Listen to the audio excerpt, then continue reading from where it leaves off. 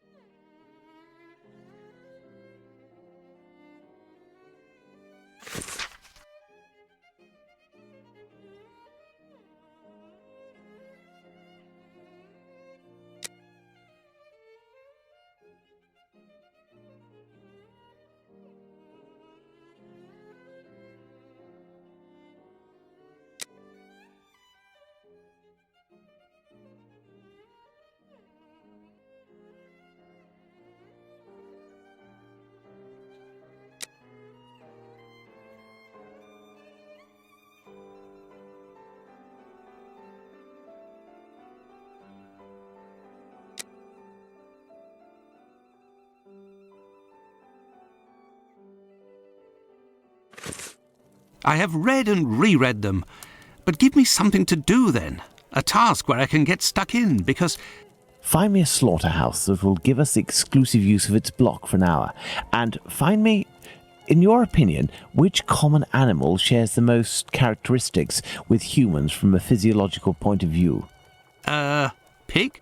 I don't even know why I asked that question. Pray, find a dozen fresh pig's heads, Watson. Not big heads, I prefer small ones. Sows? That's it, Watson. As soon as you have done that, let me know. I request that you search in Whitechapel. Who knows, perhaps you will learn something about where Dr. Tumblety may be hiding. There is also no shortage of slaughterhouses and pig's heads in those parts.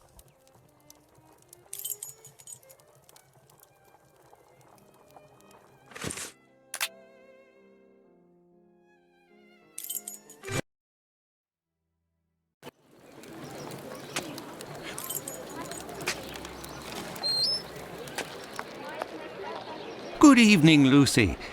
But is something wrong? Good evening, Dr. Watson. Yes, it's my uncle. He's no longer with us. Please accept my condolences, miss. Thank you, Doctor. But why are you here? Can I help you? My request may sound rather strange, but do you know if there is a butcher's or slaughterhouse in the area where pigs are killed? Yes, Fletcher's the man. He was a regular client, owner of a little butcher's shop not far. But Miss Bella didn't want him to come, as long as he didn't treat his awful sickness. Can you point to his shop on my map? Certainly. Do you know anything about the two latest murders? Oh, goodness me, no. All the girls in the neighbourhood are terrified. Who will be next? That's what everyone is asking. Goodbye, Lucy. Until next time, perhaps, Doctor.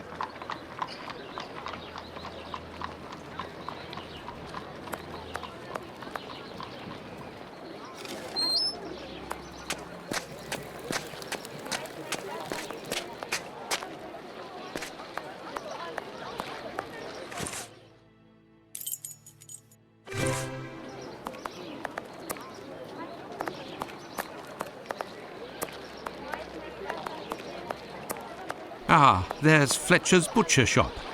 Closed due to illness. If the proprietor is ill, the butcher's block is probably not being used. Perhaps I can use it. Now, where could a sick butcher have got to?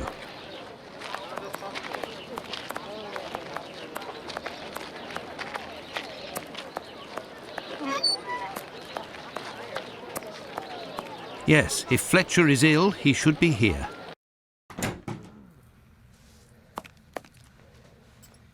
Good evening, Dr. Watson. Good evening, Dr. Gibbons. I have come to see you because I was wondering if, by any chance, you happen to have a patient by the name of Fletcher, a butcher who would have relinquished his shop due to illness. An illness caught during nocturnal encounters, if you catch my drift. Fletcher is one of the regulars at the clinic. Mercury treatment against syphilis. A night with Venus, a lifetime with Mercury. He left London a fortnight ago for the fresh country air. Why is he of interest to you? Oh, no reason. I'm more interested in using his shop, only for an hour or so. Would he have left his keys with family in the area? He has none left, but he must have left Hardiman, the cat's meat seller, to oversee his shop. They're in business. They're good friends. Do you know where he can be found? No, but wander around the neighbourhood and listen for his beeps. He often passes in front of the clinic. Besides...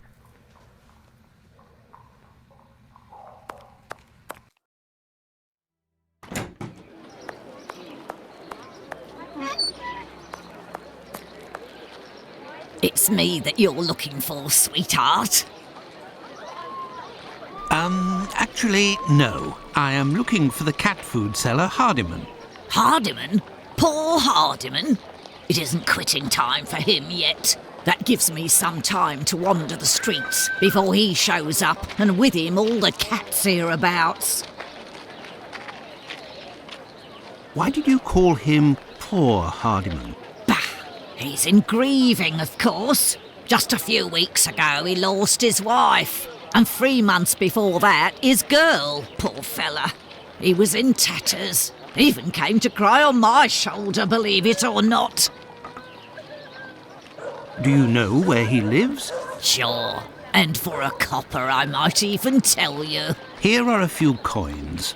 You're too kind, Governor. Well, these days I knows that he lives with his mammy on Hanbury Street, in the same place where Dark Annie bled to death. Well, I must leave you. I must go to Hanbury Street.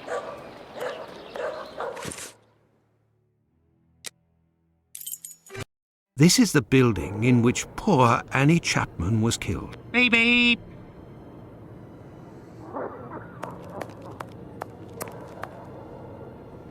Beep, beep.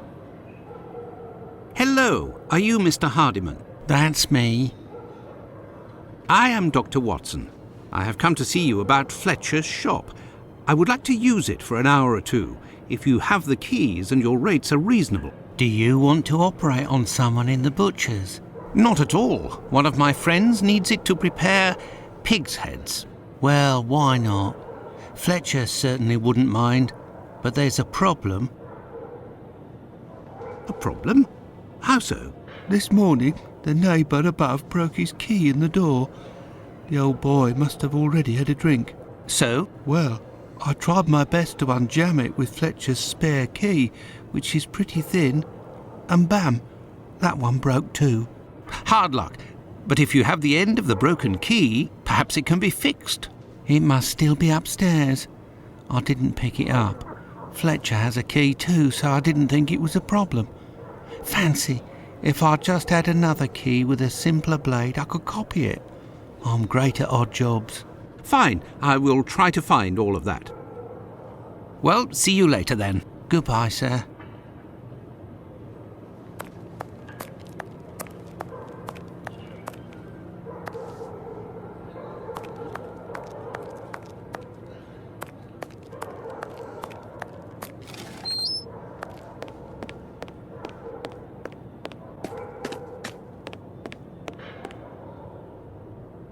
Oh, no.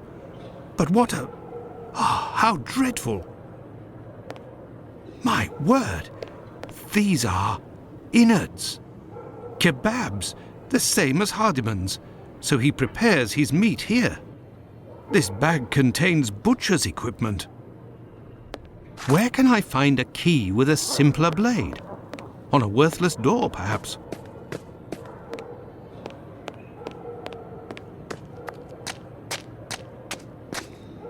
This key was left inadvertently. Indeed, there is nothing terribly precious inside. But what a stench!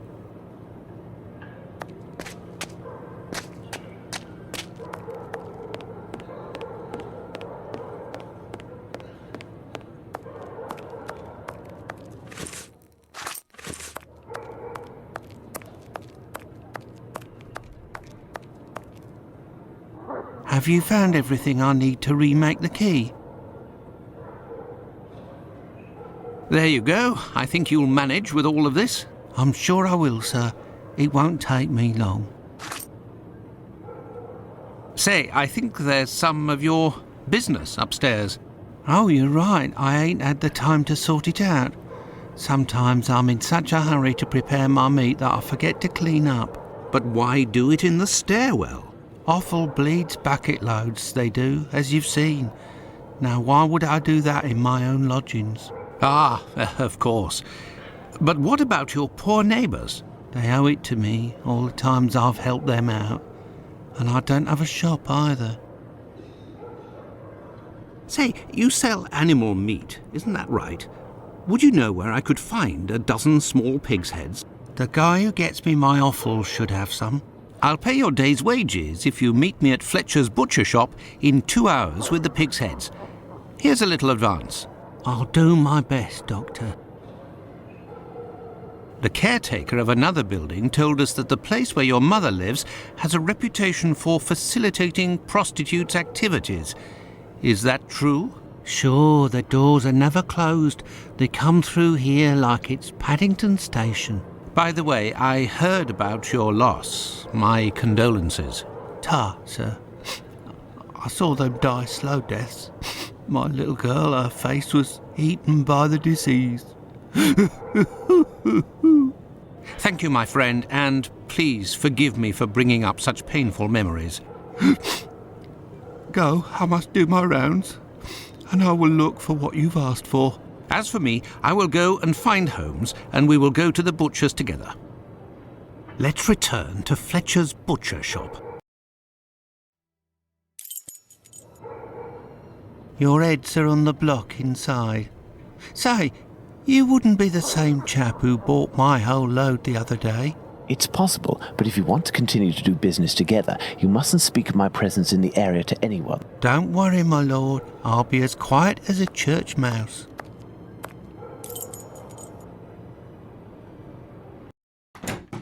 Holmes, will you explain the reason and rhyme behind this masquerade? Elementary. We shall conduct an experiment that will allow us to answer a simple question. Does the type of weapon used by the killer correspond to a specific profession? And here are our sow's heads. Congratulations, Watson. You're welcome, Holmes, but what do you really want to do? Take up a collection? There is nothing further to find in this room, Watson. However, I need some knives. Our only hope is behind this door. There is nothing further to find in... I need something.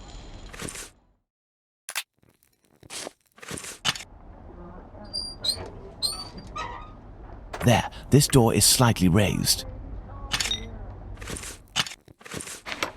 Elementary. While I prepare our experiment, could you find me 2 knives? A small one, somewhat larger than a pocket knife, with a large, sharp blade. We'll need it to separate the bones and to cut through the thick skins. Then find me a long knife that's at least 13 inches long, no shorter, that's sharp and has a thick blade. Fine, Holmes, but I'd like to tell you about Hardiman. Do you know that he prepares his kebabs himself, and... That he owns butcher's tools and uses offal? That's obvious, Watson. Pray, take my magnifying glass and my rule and get started, Watson. Find me these 2 knives.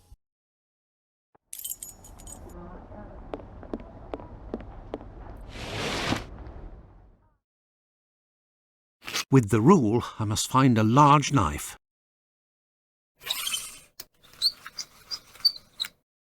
Size, 13 inches. Thanks to the magnifying glass, I can find a small knife that matches Holmes's description. Fragments of cartilage. Large size.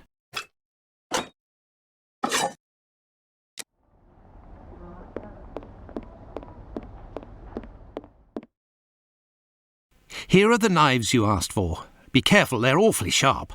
Holmes, I must say that this experiment is making me rather uneasy, comparing animal heads to these poor women. You're right, Watson, but this somewhat shocking experiment may help to end this massacre and save other victims, you can be sure of that. Look, these pigs' heads are still bloody, which will suit our experiment perfectly. I have a pocket knife and a scalpel with me. With the 2 knives you just brought me, we have a similar array of weapons as those probably used by the killer. We saw 3 types of throat wounds on the deceased attributed to this man, those intended to slit the throat, those intended to decapitate, and the more superficial yet mortal wound that led to the death of the unfortunate victim in Dutfield's yard, Miss Stride. With the help of these 4 knives, we are going to try to recreate these wounds on the pigs' heads and see what we can establish about the weapon or weapons used.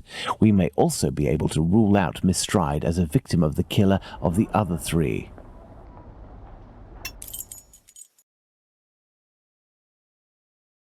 Let's try to use these weapons on this head to obtain a large deep wound to the throat, like those that were noted on 3 of the 4 victims.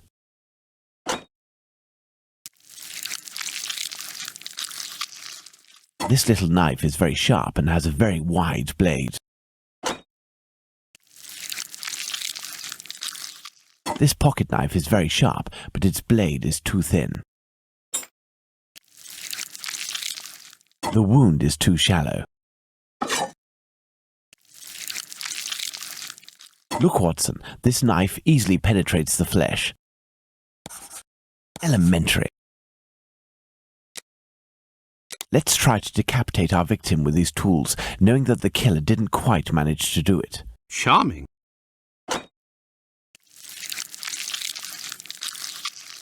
Look, Watson, this little knife with a wide base can easily slice the vertebrae of our porcine friend.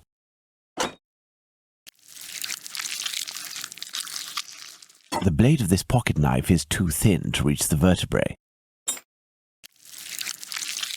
With a scalpel, the wound is too shallow. This knife with a long blade easily slices the flesh, but cannot dislocate the vertebrae.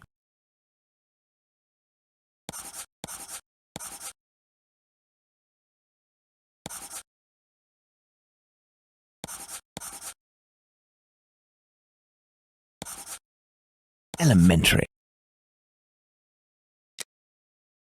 Let's see if these knives can inflict a mortal wound in a situation where a single quick blow is given. The scenario in question is that of Dutfield's yard. Look, Watson, the blade sinks easily into the flesh. In using the cutting edge of this pocket knife's blade, I can scrape the skin. This particularly sharp blade can make a deep gash with one quick slice. It cuts through the flesh easily as the blade is so sharp. Elementary.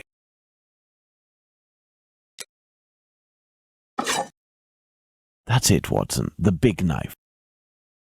With respect to the opinion of the medical examiners who noted that a butcher's knife with a long blade would have caused the eviscerations on some of the victims, we can assume, Watson, that he only used this type of weapon as it is capable of inflicting all of the wounds displayed.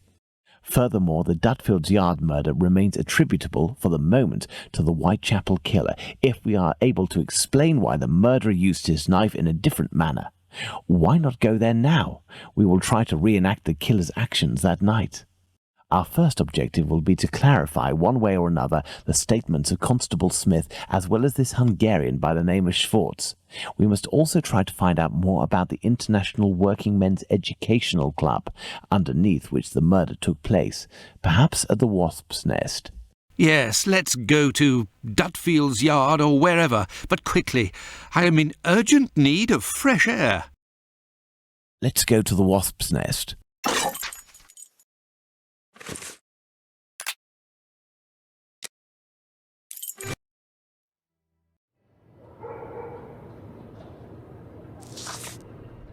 Don't forget that Bluto may still be hiding here. I will try to find out more inside. You, Watson, must intercept the policeman on his rounds. Given the hour and a bit of luck, it will be Smith. Try to get some information from him. Understood, Holmes.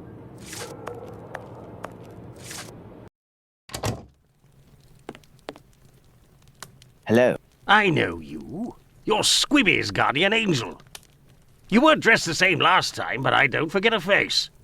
No hard feelings, eh? Join me in a glass? Your Jack the Ripper is on everyone's lips and written in all of the papers. You must be awfully proud of yourself. You have skill, that's for certain. It's a shame you use it to mask rather than discover the truth. You better believe that I'm going to find out who it is. I got a hold of old Schwartz's interpreter. You know, the Hungarian who saw Liz Stride get it. Doesn't speak a word of English. And when he went round to the station, another Jew went along to interpret. I found that bloke, and he repeated everything that had been said at the station. It won't be long before I find these fellows. Why do you say these fellows? Were there several of them? Do you not read the papers, or what? Well, given the rubbish that you read sometimes. Let me explain. At 12:45 a.m., Schwartz goes down Burner Street towards Fairclough, on the side of the road where the Workers' Club is. A bit further from there, just near Dutfield Yard's wooden doors, a chap and a lady are arguing. The Star said that the bloke wanted to push the girl into Dutfield's yard, but the translator told me that Schwartz saw him pulling her towards the road. She doesn't want to follow. He grabs her by the shoulders and throws her to the ground. She falls. Falls a bit, but not too loudly. Old Schwartz is scared, crosses to the other side, but continues in the same direction. The bloke with the girl notices him and yells, "Lipsky!" At the same time, another bloke at the corner of Fairclough and Burner who was lighting his pipe gets in on the action. He starts coming towards Schwartz in a menacing way, and Schwartz takes to his heels, doesn't see anything else. Once he finds out that a woman got herself killed, he went to testify, and identified Long Liz Stride as the woman he saw getting thrown about. So there were definitely two blokes, mate. But why am I telling you all this? In vino veritas. I'll take my leave then, Mr. Bulling. That's right. Till next time.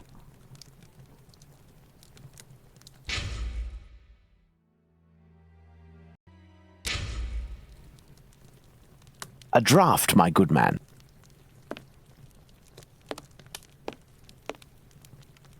Here, sir. Tell me, was it not a mere stone's throw away from here that the Whitechapel killer struck last week? That'd be Jack the Ripper, that's his name. Slit the throat of a working girl in a small courtyard over there behind them big wooden doors. Below the Workers' Club? The very spot, below Lipsky and Co. I wouldn't be surprised if Jack was one of them, if you catch my drift.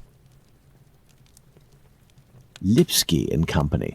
Do you mean to say that someone called Lipsky runs this club? Nah, it's just that it's full of Jews.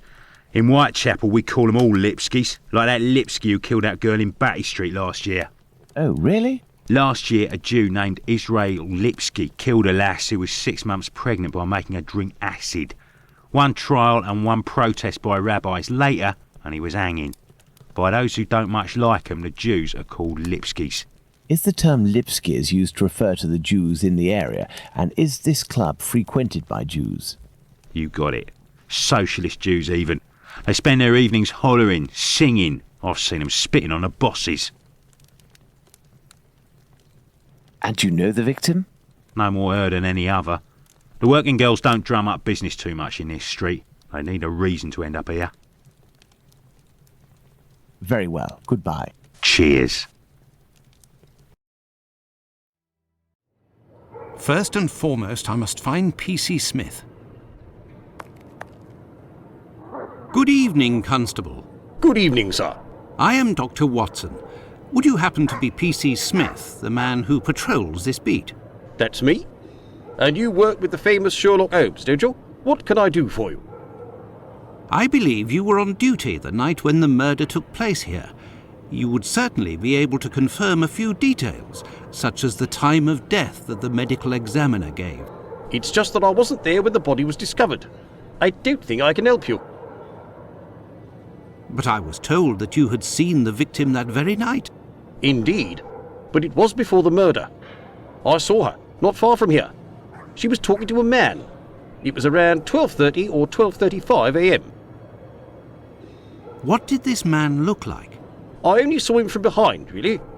He was wearing a short black outfit, a small felt hat like a cap in a dark colour, and a white collar. He seemed to be a respectable type. He was carrying a packet in his hand, wrapped in newspaper. about 18 inches long and about 6 inches wide. His outfit reminds me of someone that I know. Was he a large man, on the older side? I don't think so, no. Even though I only saw him from behind, I would say that he was barely 30 years old, or even less. Say 28, or even less.